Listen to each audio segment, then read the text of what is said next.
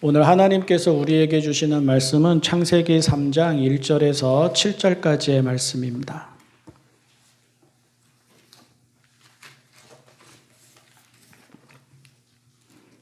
창세기 3장 1절에서 7절까지의 말씀.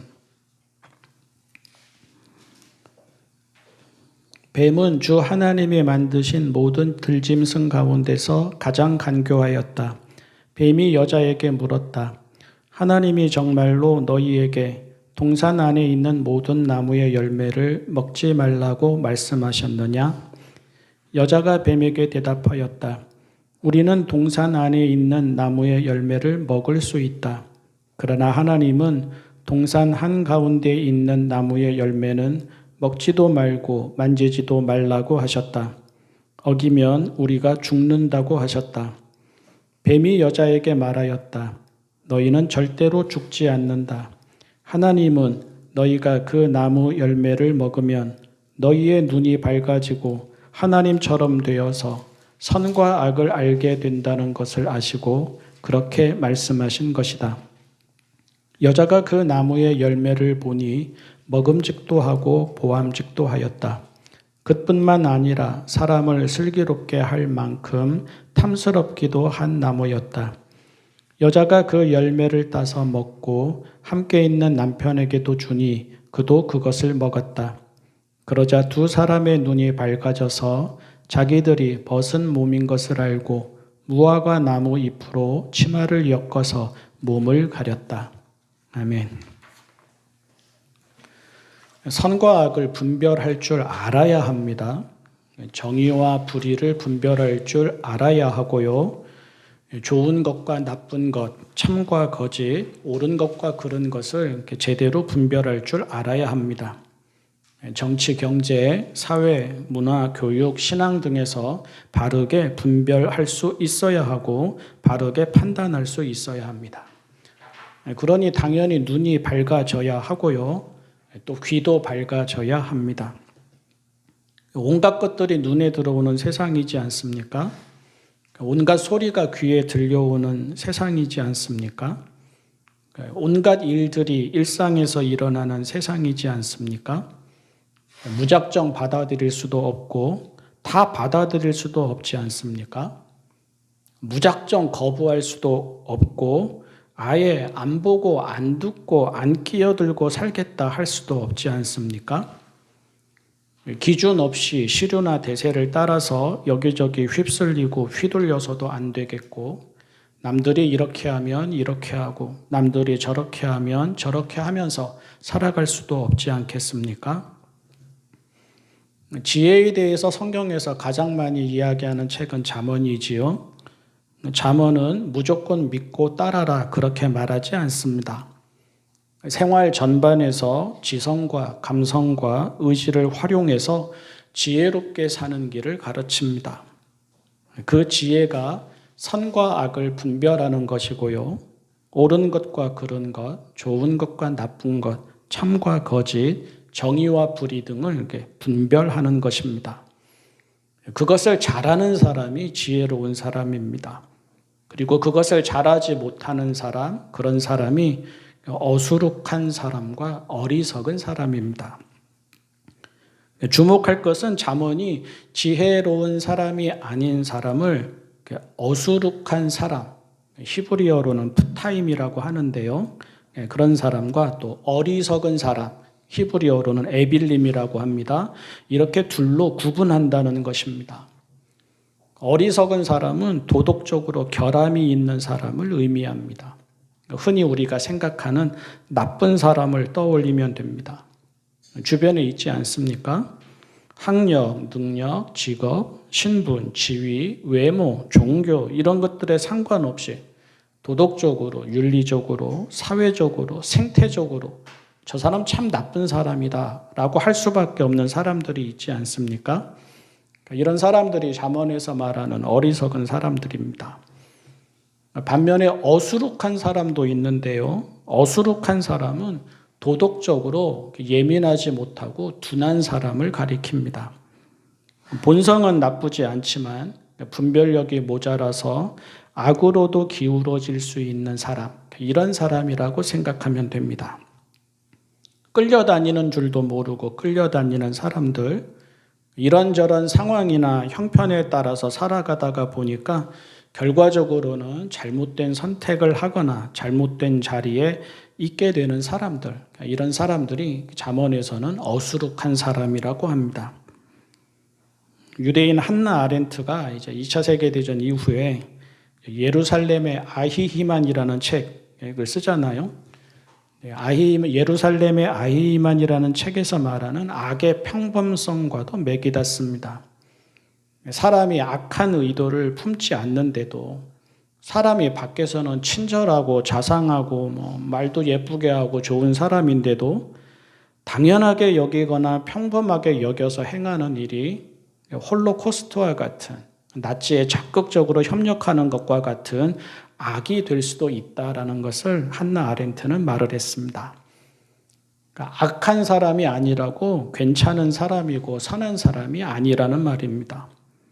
불의한 삶이 아니라고 괜찮은 삶이고 의로운 삶이 아니라는 말입니다. 차분하게 판단하지 않는 사람, 이상한데도 의심하지 않는 사람, 비판적으로 사고하지 않는 사람, 그냥 어수룩하게 생각하는 사람 등도 악에 빠지고 불의에 빠집니다. 알지 못해서 그럴 수도 있고 군중에 휩쓸려서 그럴 수도 있고 호기심이나 유혹이나 시험에 빠져서 그럴 수도 있는데요. 어쨌든 결과는 악인과 다르지 않게 됩니다. 지난주에 창세기 2장 말씀을 읽었죠. 창세기 2장에서 하나님은 선악을 알게 하는 나무를 동산 가운데에 두시면서 사람에게 선을 그어 주시지 않습니까? 사람에게는 해서는 안 되는 일이 있고 할 수 없는 일이 있다는 뜻이었습니다. 사람에게는 넘지 말아야 하는 선이 있고 지켜야 하는 자리가 있다는 뜻이었습니다.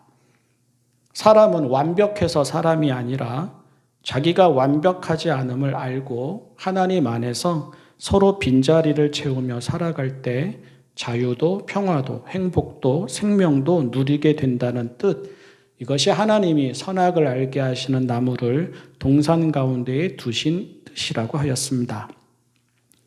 오해하지 말아야 하는 것은 그래서 3장으로 이어지는 건데요. 이렇게 하나님이 선을 그어주신 것이 선과 악을 분별하는 것, 그것 자체를 금지하셨다는 뜻이 아니라는 것입니다. 선악과를 먹어서는 안 된다고 하셨죠. 이거는 우리 사람, 특히 우리 같은 평범한 사람은 정의와 불의도 좋고 나쁨도 참과 거짓도 옳고 그름도 판단하려고 하지 말고 사회나 나라나 교회나 지도자나 윗사람들이 이끄는 대로 그냥 그러려니 하거나 믿습니다 하며 살아가야 한다는 뜻이 아닙니다. 그렇게 오해한다면 잠언이 말하는 어수룩한 사람이 되어버립니다. 깨어있지 못하고 소리와 이목에 이끌려서 시편 1편에서 말하는 것처럼 악인의 꾀를 따르고 죄인의 길에 서고 오만한 자의 자리에 앉게 됩니다. 몰랐다면서 변명하고 핑계하거나 세상이 그런 것을 어쩌냐고 탓하고 떠넘기는 사람들이 대부분 그런 사람들입니다. 하나님이 자유, 의지, 지성 등을 우리에게 주셨는데 그 주신 것을 가볍게 여기는 사람들이고 소중히 여기지 않는 사람들입니다. 눈이 밝아져서는 안 되는 것이 아니라 눈이 밝아져야 합니다. 선과 악을 알게 되어서는 안 되는 것이 아니라 무엇이 선이고 무엇이 악인지를 알아야 합니다. 다만 하나님이 말씀하시는 것은 하나님처럼 되려고 해서는 안 된다는 것이고 사탄이 본문에서는 뱀이 말하는 것은 하나님처럼 되는 것이 도대체 뭐가 문제이냐는 것인데 이 두 가지를 구분해야 한다는 것입니다. 눈이 밝은 게 문제가 아니라 자기 눈이 하나님처럼 밝은 줄 아는 것이 문제입니다.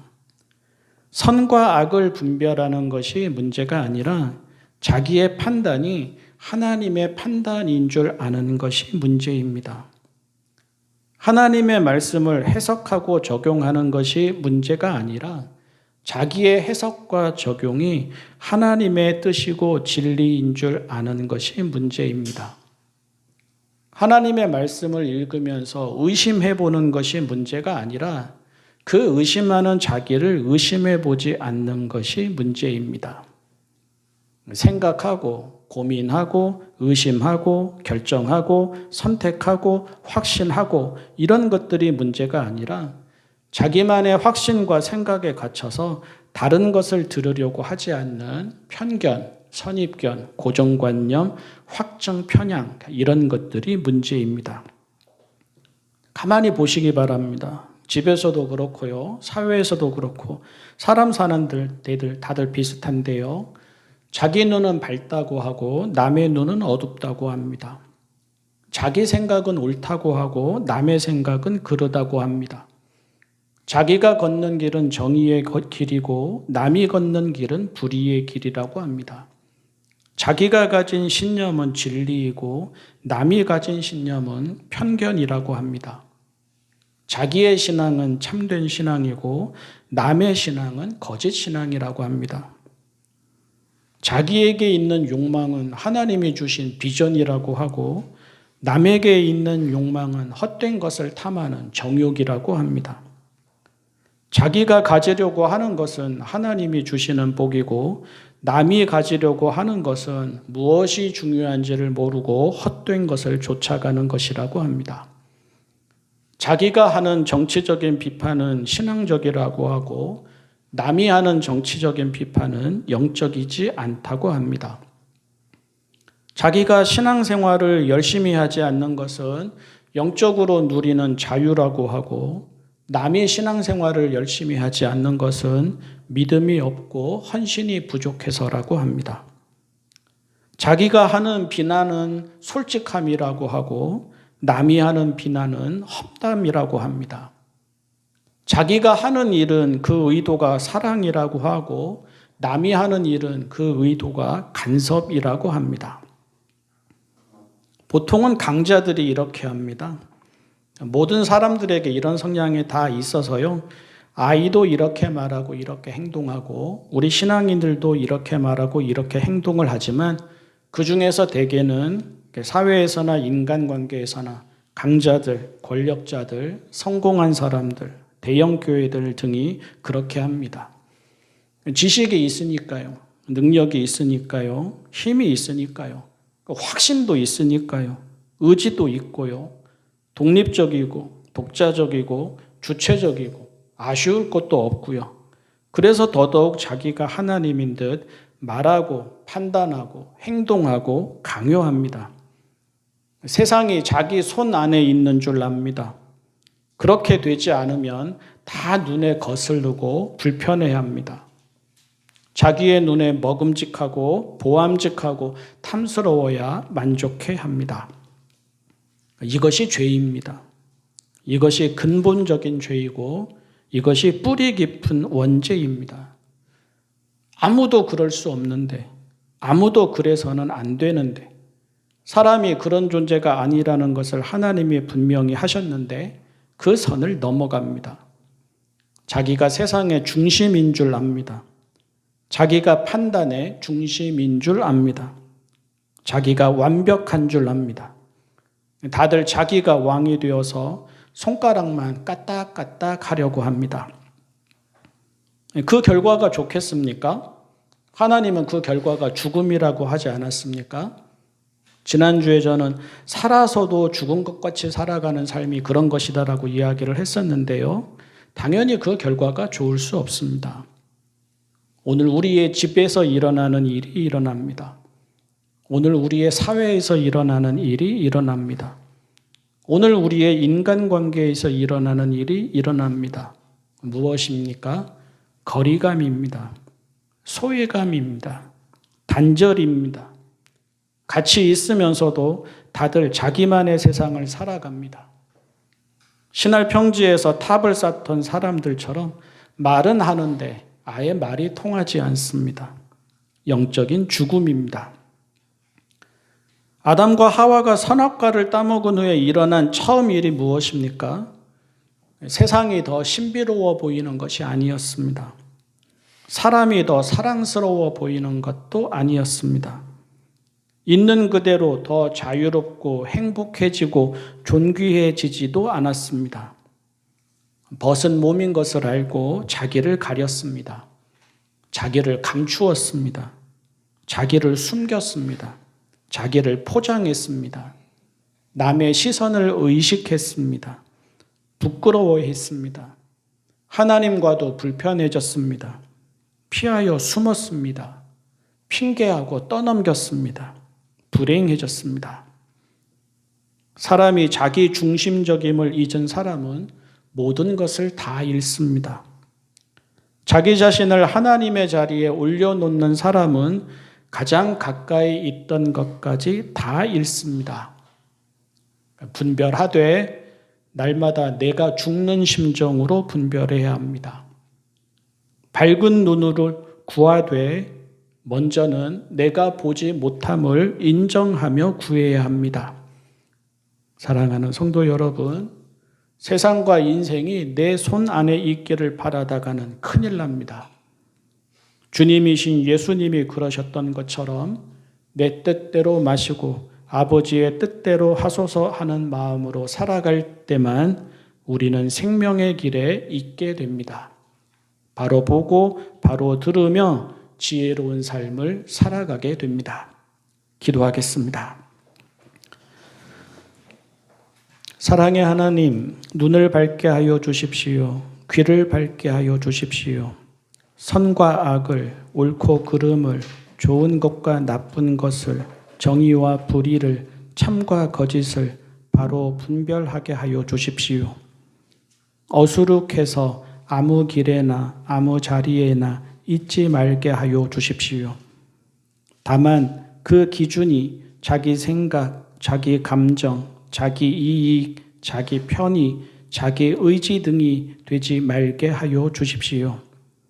저희는 사람이지 하나님이 아님을 알게 하여 주십시오. 분별하되 날마다 죽는 심정으로 분별하게 하여 주십시오. 밝은 눈을 구하되 먼저는 저희가 보지 못함을 겸허히 인정하게 하여 주십시오. 겸손하고 정직하게 하나님의 뜻을 구하게 하여 주십시오.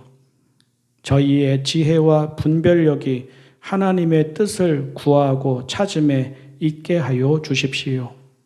예수님의 이름으로 기도합니다.